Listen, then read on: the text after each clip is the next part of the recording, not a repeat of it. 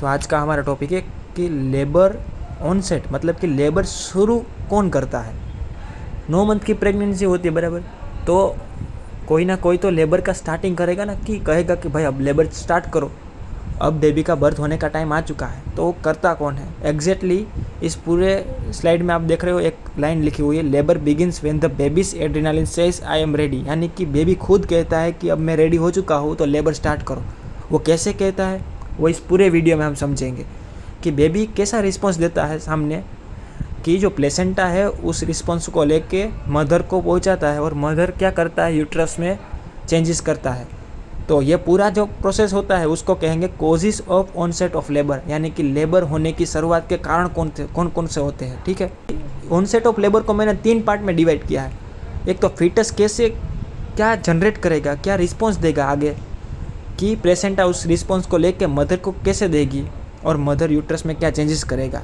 तो ये पूरा वीडियो इन 3 चीज़ों के ऊपर डिपेंडेड है। फीटस क्या करेगा, मतलब फीटस कैसे स्विच ऑन करेगा लेबर को कि लेबर स्टार्ट करो, और प्लेसेंटा उस चीज़ को कैसे ट्रांसपोर्ट करेगी, और प्लेसेंटा क्या करेगी जो मदर के अंदर चेंजेस होगा, और मदर यूट्रस में ऐसा क्या चेंजेस करेगी जिससे लेबर स्टार्ट होगा। ठीक है, तो अगर आपको एग्ज़ाम में या कभी क्वेश्चन आता है तो इसको 3 चीज़ों में डिवाइड करके आप समझ सकते हो कि पहले फीटस क्या करता है, और उस फीटस से प्लेसेंटा से क्या होता है, प्लेसेंटा कैसे ट्रांसपोर्ट होता है, जो चीज़ों को क्या करता है ट्रांसपोर्ट करता है, और मैटरनल में क्या चेंजेस होते हैं, यूट्रस में क्या चेंजेस होते हैं जिससे लेबर होता है। ठीक है, तो जैसे कि मैंने कहा कि फीटस क्या करेगा, सबसे पहले मैसेज देगा कि मैं रेडी हो चुका हूँ, यानी कि नेचर से सिग्नल मिलेगा कि बेबी रेडी हो चुका है। कैसे मिलेगा समझते हैं। फीटस का हाइपोथैलेमस होता है वो एक्टिवेट होगा, और वो क्या करेगा, फीटस के अंदर पिट्यूटरी को कहेगा कि तुम एसीटीएच का सिक्रीशन करो। पिट्यूटरी क्या करेगी, एसीटीएच यानी कि एड्रीनोकोर्टिकोट्रोपिक हार्मोन का सिक्रीशन करेगी। एड्रीनोकोर्टिकोट्रोपिक हार्मोन फीटस के अंदर, जो यूट्रस के अंदर, मदर के यूट्रस के अंदर जो फीटस है उसके अंदर जो एड्रीनालिन ग्लैंड है उससे क्या सिक्रेट करवाएगा, कोर्टिसोल और DHEAS। ये DHEAS क्या है वो आगे हम समझेंगे। पहले इतना समझो कि फीटस का एड्रीनालिन ग्लैंड ACTH से क्या होगा, कोर्टिसोल और DHEAS को सिक्रीशन करवाएगा, और वो किधर ट्रांसपोर्ट कर देगा, फीटस प्लेसेंटा में को भेज देगा। तो प्लेसेंटा को कितनी चीज़ें मिलेगी, कोर्टिसोल और DHEAS। ठीक है, तो प्लेसेंटा के पास 2 चीज़ें हो चुकी है, कोर्टिसोल और DHEAS। DHEAS क्या है, तो डिहाइड्रो एपी एंड्रोस्टेरोन सल्फेट। हाँ, ये पूरा कंपाउंड है जो डायरेक्टली क्या हो जाएगा, प्लेसेंटा में जाके ईस्ट्रोजन में कन्वर्ट हो जाएगा, यानी कि प्लेसेंटा के अंदर से ईस्ट्रोजन ज़्यादा बनना कैसे स्टार्ट होगा, DHEAS खुद क्या बन जाएगा, वहाँ पे जाके ईस्ट्रोजन में कन्वर्ट हो जाएगा। ये DHEAS भी ईस्ट्रोजन बढ़ाने में क्या बनेगा, एक कारण बनेगा, जो किधर से मिला था, फीटस की एड्रीनालिन ग्लैंड से। ठीक है, अब दूसरी चीज़ है कोर्टिसोल। कोर्टिसोल आगे क्या करता है वो हम समझेंगे। तो प्लेसेंटा के अंदर कोर्टिसोल का क्या रोल है उससे पहले हम समझते हैं कि 9 महीने पहले प्लेसेंटा क्या करता था कि 3 महीने तक कॉर्पस ल्यूटियम प्रोजेस्टेरोन दे रहा था, और 3 महीने बाद कॉर्पस ल्यूटियम जाने के बाद प्लेसेंटा प्रॉपर बन चुका था, तो प्लेसेंटा प्रॉपर प्रोजेस्टेरोन दे रहा था। बट अभी 9 महीने के बाद जैसे ही लेबर स्टार्ट होगा ना, प्रोजेस्टेरोन को अभी हमें रोकना पड़ेगा। क्यों प्रोजेस्टेरोन रोकना ज़रूरी क्यों है, क्योंकि यूट्रस के अंदर 2 टाइप के रिसेप्टर होते हैं, अल्फा रिसेप्टर और बीटा रिसेप्टर। बीटा रिसेप्टर क्या करता है, प्रोजेस्टेरोन मिलने से वो कॉन्ट्रैक्शन नहीं होने देता है, कॉन्ट्रैक्शन को इनहिबिट रखता है। तो प्रोजेस्टेरोन का कम होना बहुत ज़रूरी है फॉर लेबर। ठीक है, तो 9 महीने मतलब लेबर से पहले क्या था, प्लेसेंटा प्रोजेस्टेरोन को दे रहा था। जैसे ही लेबर का फीटस ने कहा कि भाई लेबर स्टार्ट करना है, कोर्टिसोल दे रहा हूँ प्लेसेंटा तेरे को, तो कोर्टिसोल क्या करेगा, जो प्लेसेंटा के अंदर प्रोजेस्टेरोन बनाने वाले जो प्रिकर्सर होंगे ना उसको ईस्ट्रोजन में कन्वर्ट कर देगा। यानी कि अब जो प्रोजेस्टेरोन बनाने वाले थे वो अब क्या बनाने लगेंगे, ईस्ट्रोजन बनाने लगेंगे। अब ईस्ट्रोजन प्रॉपर मिलने लगेगा, यानी कि प्रोजेस्टेरोन कम हो जाएगा, मसल कॉन्ट्रैक्ट होने के चांस बढ़ जाएंगे। और ईस्ट्रोजन क्या करेगा, ईस्ट्रोजन अल्फा रिसेप्टर को हेल्प करेगा, और अल्फा रिसेप्टर यूट्रस के अंदर होते हैं ना, वो क्या करवाते हैं, कॉन्ट्रैक्शन करवाते हैं। तो कॉन्ट्रैक्शन के प्रोसेस में ईस्ट्रोजन हेल्पफुल हो जाएगा। तो ईस्ट्रोजन का रोल एक ये भी है। तो ईस्ट्रोजन बढ़ जाएगा कोर्टिसोल के कारण और प्रोजेस्टेरोन कम हो जाएगा। कोर्टिसोल किसने दिया था, फीटस के एड्रेनालिन ग्लैंड ने प्लेसेंटा में, ठीक है। यानी कि अब इस्ट्रोजन बहुत ज़्यादा बनने लगा है, ठीक है। इतना समझ में आ चुका है। और प्रोजेस्टेरोन कम हो चुका है, जो किसका रिजल्ट था, कोर्टिसोल आने के कारण। इतना याद रखो अभी तक। अब ये इस्ट्रोजन करेगा क्या? ये इस्ट्रोजन है ना, प्लेसेंटा से लेके कहाँ पे चला जाएगा?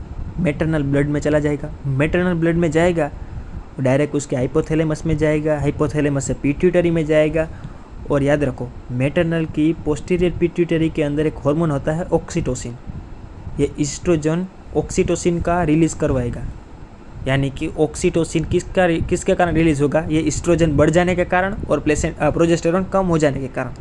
ऑक्सीटोसिन जैसे ही रिलीज़ होगा, यूट्रस के फंडस में और अराउंड यूट्रस प्रॉपरली क्या होता है, ऑक्सीटोसिन के रिसेप्टर होते हैं। 9 मंथ की प्रेगनेंसी में यूट्रस के अंदर बहुत ज़्यादा ऑक्सीटोसिन के रिसेप्टर बनने लगते हैं, जो हेल्प करते हैं ऑक्सीटोसिन को लेने में, ठीक है। तो जैसे ही 9 मंथ के अंदर मतलब ऑक्सीटोसिन के रिसेप्टर तो बढ़ जाएंगे, और ख़ासकर फंडस में बहुत ज़्यादा ऑक्सीटोसिन के रिसेप्टर हो गए, ठीक है। और ये ऑक्सीटोसिन रिलीज़ होगा तो उसको एक्सेप्ट कर लेंगे और क्या करेंगे, मैक्सिमम सेंसिटिविटी और ऑक्सीटोसिन मिलने लगेगा। और ये ऑक्सीटोसिन यूट्रस के अंदर ये जो डेसिडियो और एम्नियन होता है ना, उनसे प्रोस्टाग्लैंडिन का सिक्रीशन करवाएंगे। समझ में आ गया? तो एक इस्ट्रोजन ऑक्सीटोसिन का रिलीज़ करवाएगा। ऑक्सीटोसिन यूट्रस के अंदर रिसेप्टर में जाके डेसिडिया और एम्नियन जो अभी यूट्रस के अंदर ही है, ठीक है, तो उन सब से क्या करवाएगा, प्रोस्टाग्लैंडिन नाम का जो हार्मोन होता है उसका सिंथेसिस करवाएगा और उसको रिलीज़ करवाएगा। अब ये प्रोस्टाग्लैंडिन क्यों ज़रूरी है हम आगे देखेंगे, ठीक है, आगे की स्लाइड में। बट ये इस्ट्रोजन क्या किया, ऑक्सीटोसिन को रिलीज़ करवाया। ये बात कर रहा हूँ, प्लेसेंटा से जो इस्ट्रोजन बढ़ा वो मैटरनल ब्लड में गया, वहाँ से ऑक्सीटोसिन मिला, उसने क्या किया, प्रोस्टाग्लैंडिन का सिंथेसिस करवाया। अब यूट्रस के अंदर प्रोस्टाग्लैंडिन मिल रहा है, यानी कि पूरे लेबर की प्रोसेस को स्टार्ट करने वाला अब कौन बनेगा, यूट्रस के अंदर इनिशिएट और मेंटेन करने वाला हार्मोन होगा, वो क्या होगा, प्रोस्टाग्लैंडिन। यूट्रस के अंदर कॉन्ट्रैक्शन करवाने के लिए रिस्पॉन्सिबल कौन होगा, प्रोस्टाग्लैंडिन। क्यों? क्योंकि इसका एक कारण है, वो क्या करता है, यूट्रस के अंदर गैप जंक्शन बढ़ाता है। अब गैप जंक्शन क्या होता है वो मैं समझाता हूँ आपको, बट याद रखो कि प्रोस्टाग्लैंडिन कैसे यूट्रस के अंदर कॉन्ट्रैक्शन करवाएगा। तो याद रखो कि यूट्रस के अंदर प्रोस्टाग्लैंडिन जैसे ही मिलता है, वो यूट्रस के 3 लेयर होते हैं, पेरीमेट्रियम, मायोमेट्रियम और एंडोमेट्रियम। एंडोमेट्रियम का रोल तो रेसिडियो में पता चल चुका था, बट जो मायोमेट्रियम होता है, मायोमेट्रियम मतलब कि मसल फाइबर, मसल मतलब कि 2 एक्टिन और मायोसिन मसल होते हैं, उन दोनों के बीच में एक गैप जंक्शन होता है। जितने गैप जंक्शन ज़्यादा होंगे उतना क्या होगा, कॉन्ट्रैक्शन ईजीली हो जाएगा, ट्रांसपोर्टेशन ईजीली हो जाएगा। तो प्रोस्टाग्लैंडिन बहुत ज़्यादा गैप जंक्शन बना देता है मसल के अंदर, जिसके कारण क्या होता है कि ईजीली जो ट्रांसपोर्ट मतलब मसल कॉन्ट्रैक्शन का रिस्पॉन्स होता है वो जाता है, और जल्दी से कॉन्ट्रैक्शन होता है, और कॉन्ट्रैक्शन तेज़ी से हो जाता है। यानी कि यूट्रस एकदम इंटेंसिटी से साथ क्या करेगा, कॉन्ट्रैक्शन लेगा, जिसका रिजल्ट कौन करेगा, ये गैप जंक्शन। अब ये बात मैंने सारी कर ली, वो जो नॉर्मल प्रोसेस होती है, यानी कि फीटस से प्लेसेंटा, प्लेसेंटा से मैटरनल साइड से। बट एक और चीज़ होती है जिसको हम कहते हैं रिफ्लेक्स। ये रिफ्लेक्स क्यों कहते हैं कि मान लो कि जो ये प्रोसेस तो हो रही है, अब बेबी क्या करेगा, सर्विक्स के नज़दीक आएगा। सर्विक्स के नज़दीक आएगा तो सर्विक्स के अंदर स्ट्रेच रिसेप्टर होते हैं। अब ये करते क्या है, जैसे ही बेबी का हेड आता है ना, ये स्ट्रेच रिसेप्टर न्यूरोलॉजिकल सिग्नल देते हैं। यानी कि जो ये फर्ग्यूसन रिफ्लेक्स की बात कर रहा हूँ ना, वो मैं आपको समझा रहा हूँ कि वो क्या है कि न्यूरो एंडोक्राइन पॉजिटिव फीडबैक है। पॉजिटिव फीडबैक मतलब क्या करेगा कि वो लेबर में हेल्प करेगा, ना कि रुकावट करेगा, ठीक है। जैसे ही फीटल का हेड सर्विक्स के पास जाता है, सर्विक्स के अंदर स्ट्रेच रिसेप्टर होते हैं, वो क्या करेंगे, नर्व इम्पल्स स्टिम्युलेट करेंगे। यानी कि जो ऑर्गन से ब्रेन तक ले जाने वाले जो सेंसरी नर्व होते हैं ना, एफरेंट फाइबर्स, वो हाइपोथैलेमस तक मैसेज पहुँचाएंगे कि भाई फीटस का हेड सर्विक्स तक पहुँच चुका है, और ये सर्विक्स तक हाइपोथैलेमस को पहुँचाएंगे। और हाइपोथैलेमस क्या करेगा, फीटस का हेड आ चुका है तो अभी हमें क्या करना पड़ेगा, लेबर करवाना है।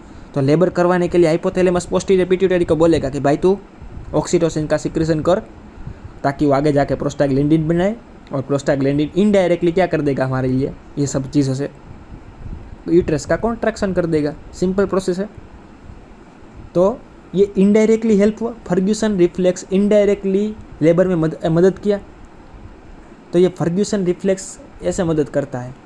और इस रिफ्लेक्स का आजकल लोग यूज़ भी करते हैं। कहाँ पे? तो अगर मान लो कि 9 महीने बाद भी अगर किसी लेडी का लेबर नहीं आ रहा है तो लोग क्या करता है कि वजाइनल होता है ना, वजाइना, उधर वो एग्जामिन करते हैं, या फिर जो एमनियोटिक सेक होते हैं ना उसको तोड़ देते हैं। तो एमनियोटिक सेक टूटेगा तो फीटस का जो हेड होगा ना वो सर्विक्स के नज़दीक आ जाएगा। तो ये फर्ग्यूसन रिफ्लेक्स एक्टिवेट हो जाएगा। जैसे ही फर्ग्यूसन रिफ्लेक्स एक्टिवेट होगा वो इनडायरेक्टली हमारा लेबर स्टार्ट कर देगा। जैसे हाइपोथैलेमस में मैसेज जाएगा, हाइपोथैलेमस से पोस्टीरियर पिट्यूटरी से ऑक्सीटोसिन रिलीज होगा। ऑक्सीटोसिन क्या करेगा? प्रोस्टाग्लैंडिन का सिक्रीशन करवाएगा और वो लेबर स्टार्ट करवा देगा। तो ऐसे लेबर इंड्यूस होगा। तो ये मैकेनिकल मेथड हो गई हमारी, जो इनडायरेक्टली फर्ग्यूसन रिफ्लेक्स की हेल्प ली। तो यहाँ तक की पूरी प्रोसेस थी। ये सब चीज़ें क्या करेगी? लेबर को अभी स्टार्ट करवाएगी। यानी कि आज हमारा जो पूरा वीडियो का टॉपिक था वो क्या था? ऑनसेट ऑफ लेबर के कारण कौन कौन से है। ठीक है, तो ये अभी लेबर स्टार्ट हुआ है। तो ये सब चीज़ें मैंने पढ़ाई थी पहले। वो सब क्या थी? फीटस से प्लेसेंटा, प्लेसेंटा से मैटरनल साइड क्या रिस्पॉन्स आता है, और वो सारी हार्मोनल थी। अब न्यूरोलॉजिकल की भी अंदर यूट्रस के अंदर मैंने बोला था कि 2 रिसेप्टर थे, अल्फा और बीटा। जैसे जैसे एस्ट्रोजन मिलता है कॉन्ट्रैक्शन बढ़ता जाएगा, प्रोजेस्टेरोन मिलता है कोई इनहिबिशन होगा नहीं कि जो कॉन्ट्रैक्शन को रोक सके। तो ये अल्फा एंड्रोजन रिसेप्टर क्या करेंगे, एंड्रोजेनिक रिसेप्टर क्या करेंगे? उसका कॉन्ट्रैक्शन करवाने की मदद करेंगे। तो न्यूरोलॉजिकल फैक्टर भी हमारी मदद करेंगे। तो ये जो पूरा वीडियो था, ये पूरा वीडियो मैंने ये फिजियोलॉजी का सबसे मतलब अगर हम आगे कोई भी वीडियो समझते हैं कि लेबर होता कैसे है, मैकेनिज्म कैसे होती है, तो हमें एटलीस्ट इतना तो पता होना चाहिए ना कि लेबर स्टार्ट कौन करवाता है। तो ये पूरा वीडियो इसके ऊपर था। ठीक है, कि लेबर स्टार्ट कौन करवाता है।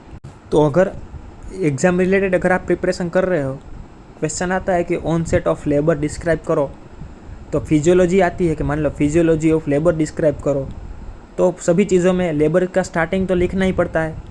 तो इसका आप 3 चीज़ों में डिवाइड कर दो कि फीटस के अंदर से क्या मतलब कैसे वो रिस्पॉन्स देगा प्लेसेंटा को, प्लेसेंटा उस रिस्पॉन्स को लेके मैटरनल के अंदर क्या करवाएगा, और मैटरनल उस रिस्पॉन्स को लेके यूट्रस के अंदर क्या चेंजेस करवाता है। इसको पूरा चार्ट वाइज लिख दो तो ये पूरा कंप्लीट हो जाएगा। ठीक है, और अगर आपको एग्ज़ाम रिलेटेड अगर इसके नोट्स चाहिए यानी कि 1 पेज टाइप के अंदर, तो आप कमेंट कर दो, मैं इसके नोट्स अपने डिस्क्रिप्शन में डाल दूँगा। ठीक है, थैंक यू।